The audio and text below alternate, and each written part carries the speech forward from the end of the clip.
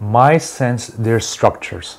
So Sarkar talks about social cycles. So there's some general patterns, but there's also emergence. Emergence means what you were saying, we can't really predict the future at all. And that's partly because the act of thinking about the future, the act of acting on the future changes the future. Because humans have agency. Not everything is given. We don't live in the 18th, 19th century machine view, Swiss clock view of the world, where everything is already given. You just watch the clock tick over. We live in an ecological world where much of the future cannot be anticipated. You can't predict. So yes, PROUT is an alternative. It is a possible future. But the way we think it's going to emerge, I don't think that's going to happen. Because it's emerging in the process of thinking and acting and doing. So we can't say, here's how it'll emerge. I know, for example, people ask me about the Arab Spring. They said, how many people actually saw that?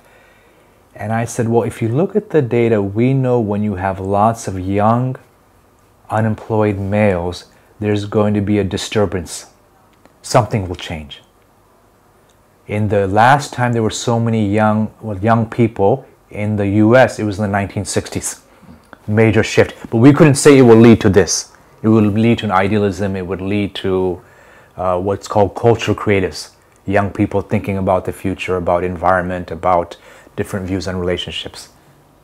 So with the Arab Spring, we could predict something will change, but 5 years ago, the bet was the Arab Spring would lead to an Al-Qaeda spring. As it turns out, the big loser in the Arab Spring has been Al-Qaeda. So the actual prediction, I don't think anyone can do.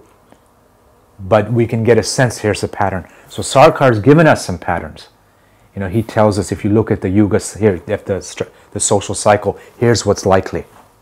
He also says if you look at civilizations, you can tell which ones are more resilient. Do they have a text? Do they have a new humanism, an open, deep tolerance? Do they have a theory of political economy that includes equity and growth, etc.?